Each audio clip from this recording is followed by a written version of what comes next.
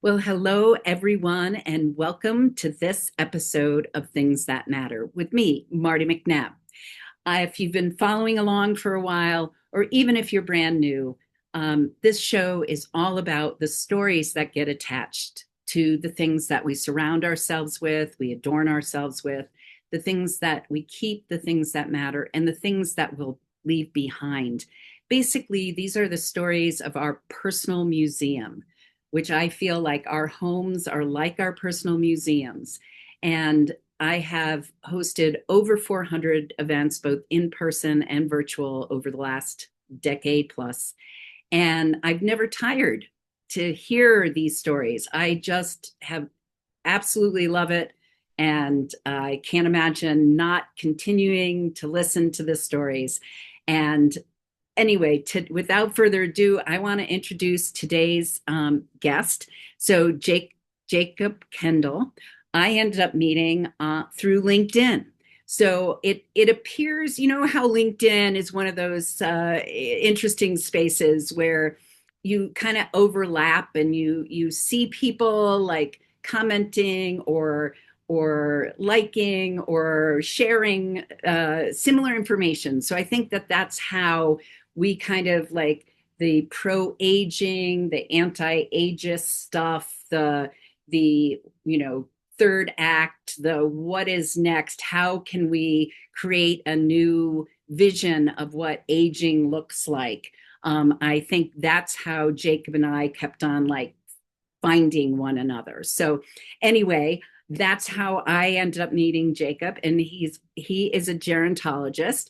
And as you know, I've had a social gerontologist on here before, and so I'm like, this is kind of new for me connecting with gerontologists, and I am so grateful because I think they do powerful, important healing work in the world, changing the narrative about aging. Um, so, without further ado, I am going to, as people who have been following along know, the first section of my episode is always the show and tell section, like elementary school. Um, I invite my guests to show an object and share its story. So, without further ado, Jacob, I am going to have you take it away. Once you've got the stage, go for it. Sure. Yeah. Thanks for the opportunity to have a conversation, Marty. Um, yeah, I've been on over 40 podcasts, and this is definitely the only time that I'm gonna discuss in greater detail the topic that I'm going to discuss, which is a contributing factor in choosing the object that I did. Um, a couple of the things that I also thought about are things that I related to think topics that I always bring up in other podcasts, such as the fact that I've had two open heart surgeries or something related to that. But I talk about that a lot. And so the item that I chose is a ticket stub to Alabama LSU National BCS National Title game for the 2011 season, which was in New Orleans on January 9th, 2012. And the the special part of my fandom is my relationship with my dad, and he was not at this game. I went with someone else, but I tried to look for something that showed my love for Alabama uh, that's tied to him, and I couldn't find anything, which is okay. It's not. I don't find that to be super sad.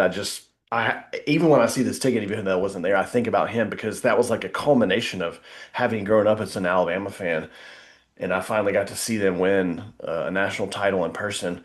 And I went to uh, my dad had season tickets, and I was going to games with him ever since I could walk. Um, and so that's really the special part of it is the relationship that I have with him, and that thinking about all of that, and he died in right in the middle of the season in 2021, and all that's been going on. We always talked about college football, and it has experienced massive change, which is another factor in me choosing this. The sport has, the industry has, and there's so many times when I wish that I could have had an actual conversation with him about everything that has gone on in various things, but most of all college football because that's what we talked about a lot. And the Braves won the World Series. That would have been exciting to talk to him about that. I had both of my children after he died, so there are all kinds of things I wanted to talk to him about. But uh, those are that topic of college football is the one that comes up the most. And sometimes I've even imagined myself having these conversations with him, and I know what his reactions would be. I know what he would say about it, and we probably talk about the same thing multiple times. Um, and so again, I wish that I had like a physical thing that I could show because the special thing about this is my relationship with him. And I mentioned a moment ago the changes that have been going on in the sport, and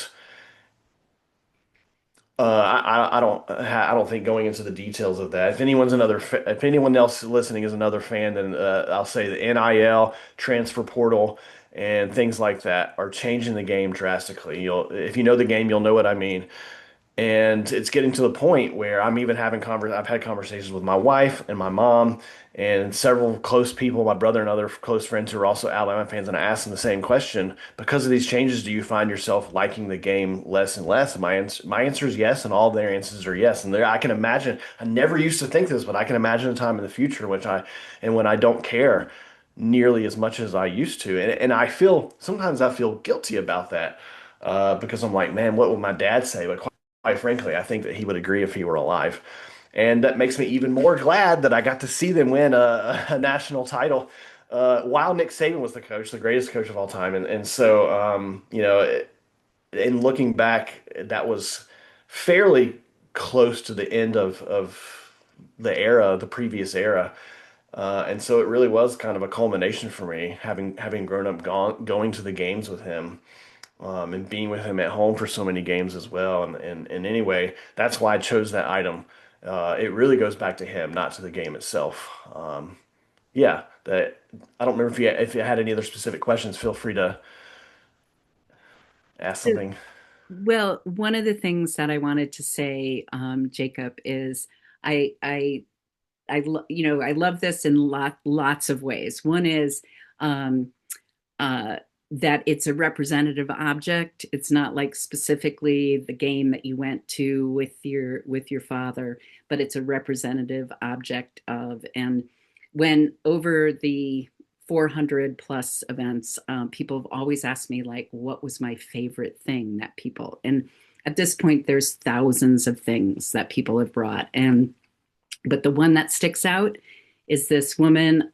She showed up at a show and tales in Brooklyn, where I started it all in the back room of a branded saloon, and she had a empty egg carton, and she talked about the love of her grandfather because she was, raised by a single mom in Russia, very poor. The mom had to go to a second job, dropped her daughter off with the grandparents.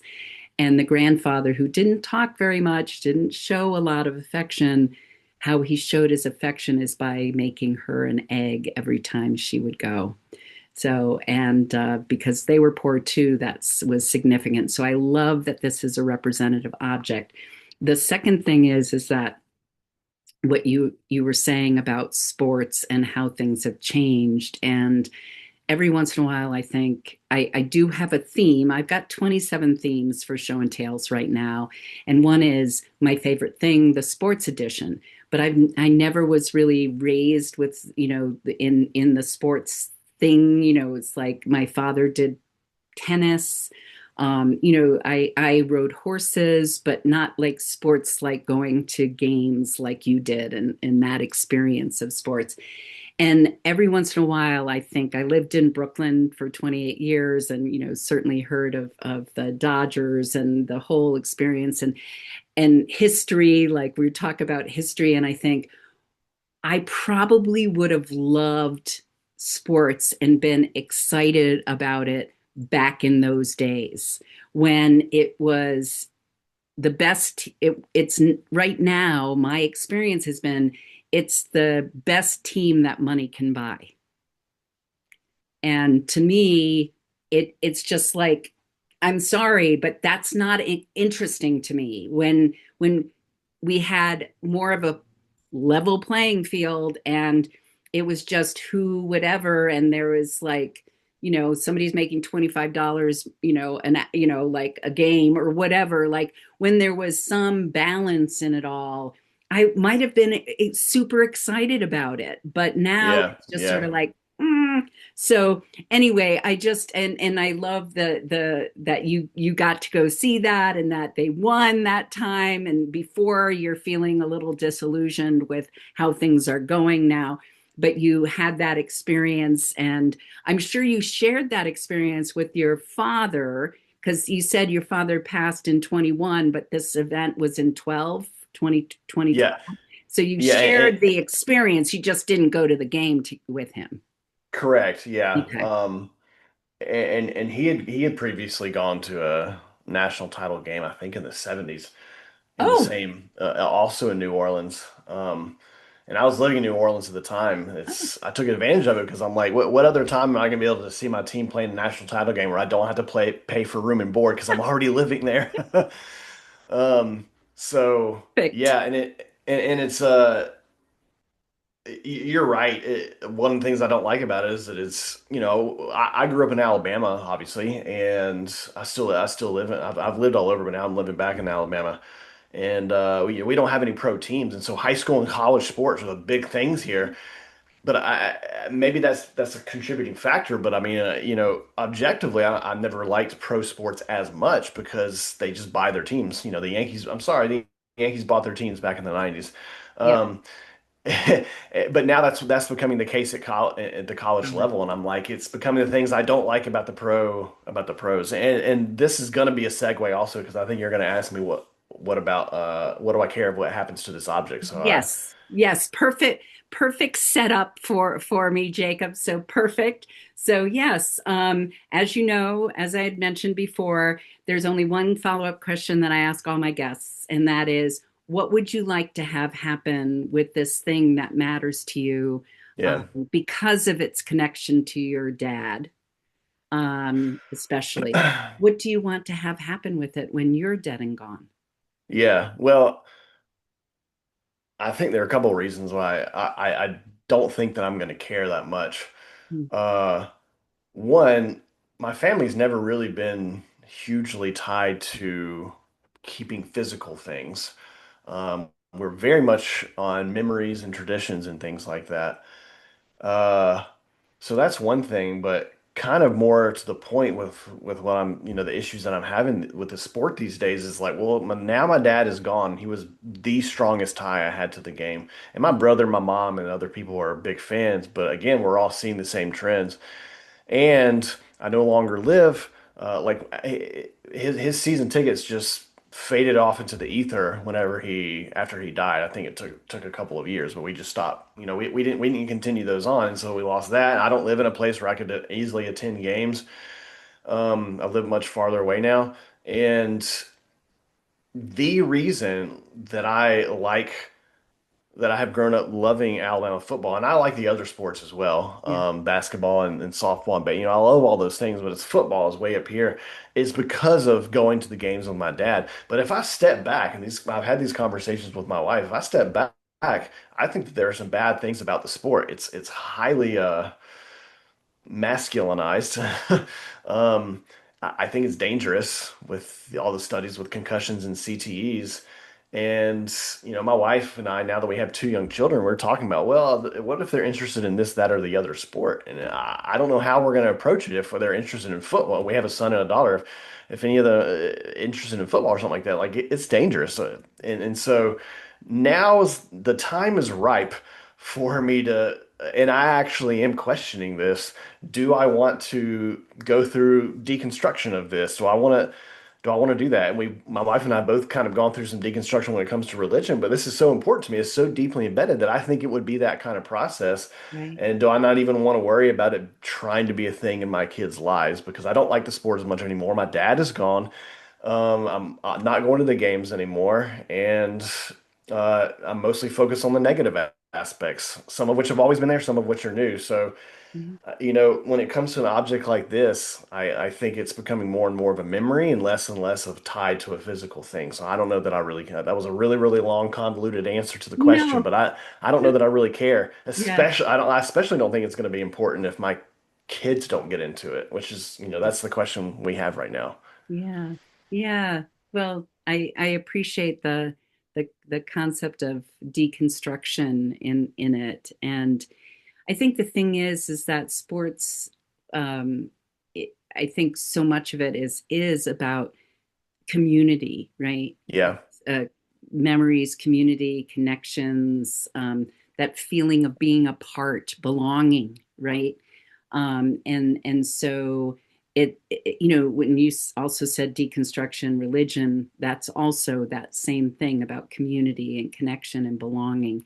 And it's as you're saying, we're like, okay, so how can we find that community, that connection, that belonging that is healthy Yeah. and not harmful.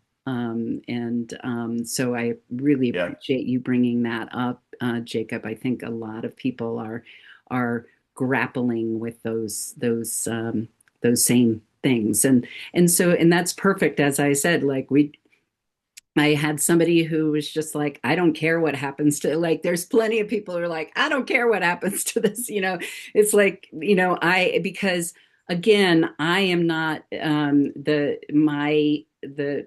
the premise of me and my show and what I do is not that things matter, even though my podcast is called Things That Matter.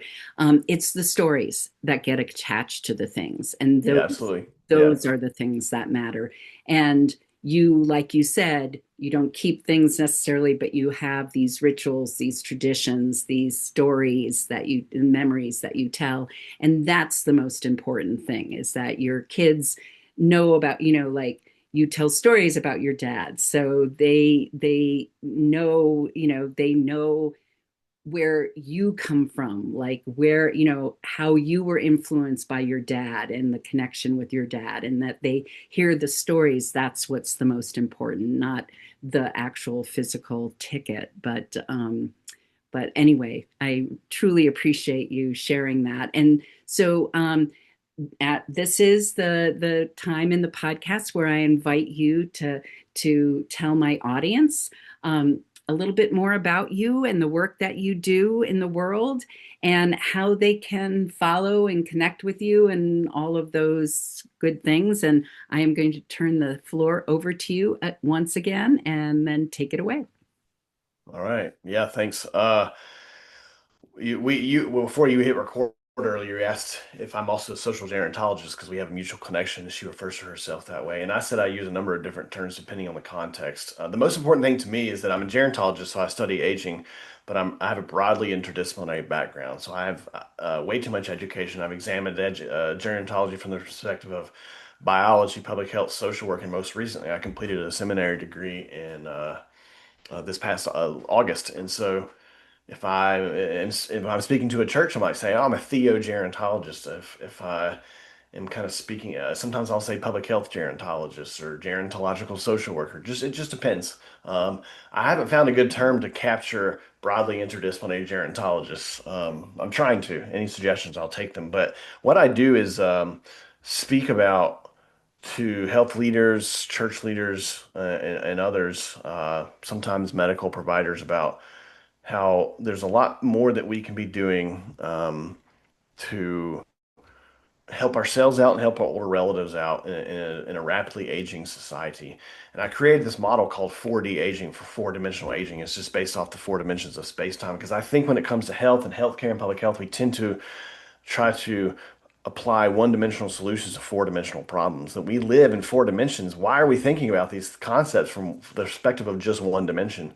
I think we're missing a whole lot of stuff. A lot of people think about aging and it's like, oh, well, it's just chronological. You're gonna decline as you get older, or you're gonna get dementia eventually. You're gonna sail off into the sunset. You're gonna have less and less more and more social isolation as you get older, and it's purely a biomedical uh, phenomenon or whatever. These, these very limited views that societal views of aging, and I'm just trying to challenge all that because it's way, way, way more than that. And if we don't acknowledge, if we don't embrace that reality, then we're just not going to be able to adequately address the challenges that come with an aging population. And one of the ways I want to do that is say it doesn't have to be seen as a challenge. It can be seen as this can be a really, really good thing. And so it's not just anti-ageism, it's also pro-aging, seeing it as not a deficits model, but a strengths model. And so my website is 4daging.com, and I love doing speaking. Uh, and yeah, coming in and I'm a former professor, and so that's the teacher in me. I love being on stage. I love doing presentations. I love facilitating group discussions, whatever the setting calls for on these topics. One of my favorite games, I don't know if you've ever heard of 6 Degrees of Kevin Bacon. It's like a party game. You can connect any movie to any other movie in 6 degrees or less. I mean, you can connect any actor in any movie in 6 degrees or less to Kevin Bacon because he's been in so many things. So I like to play the 6 degrees of aging, name any topic at all whatsoever, and I can bring it back to within 6 degrees, how that's related to an aging population. So that's just how I like to think. I much prefer to be a jack of all trades rather than an expert of one. Okay, I think that answers the question. Oh, absolutely. Absolutely. That's great. I love the you said 6 degrees of aging. Yeah. Yeah. Yeah, I like that. I am presently housemates with a friend who's her name is Gail Rubin, and she's also known as the doyen of death.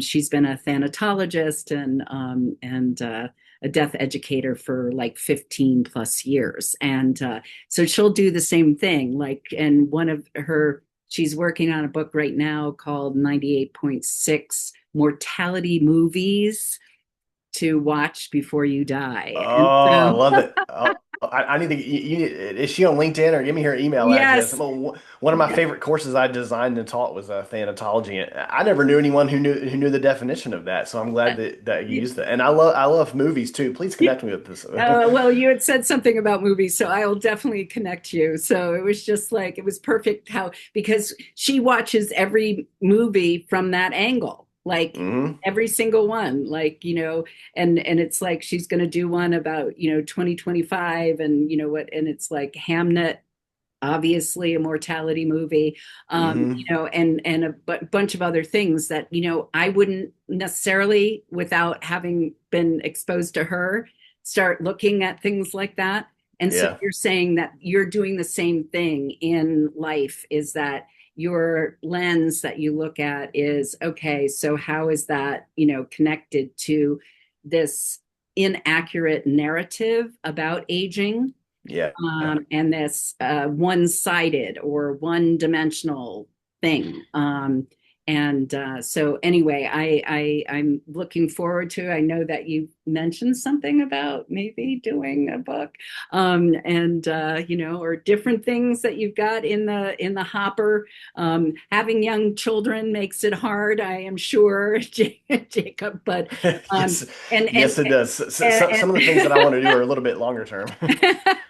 but like we said, it's like it's not, this is not a sprint, this is a marathon. And I've got had things in the hopper for many years. And it's funny when I go back to old notebooks that where I've written down things. It's like, it may take me 5 years to finally get around to some, like I'm ready to do something, but eventually I do it. Like, it's usually, if it's important, I end up doing it. And that's the grace I try to give myself. So, and I don't have any children, so young, so I give lots of props and grace to you, Jacob, for all that you're doing. And so yes, if you're looking to invite a dynamic speaker who encourages you and your community, your business, your company, your congregation, your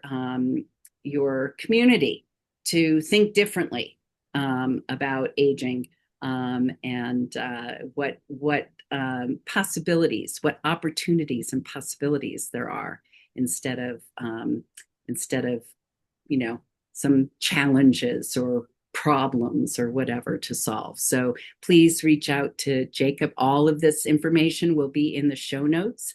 And thanks again, Jacob, for joining me. And thank you, everyone, for listening to this episode of Things That Matter with Martie McNabb. And as I always do, please take a look around your spaces, your family, your loved ones' spaces. Even on Zoom, you can see things in the background on Zoom. Just be curious. Ask them, so what's that painting about? What's that book about? What's that? Be curious about their lives. You'd be fascinated what you'd find out from it. And also share your stories, because again, it's not that things matter. It's the stories that get attached to them that often do. So thank you all for listening. Thank you so much, Jacob, for joining me. Yeah, thanks, Marty. I enjoyed the conversation. Have a great day, everyone.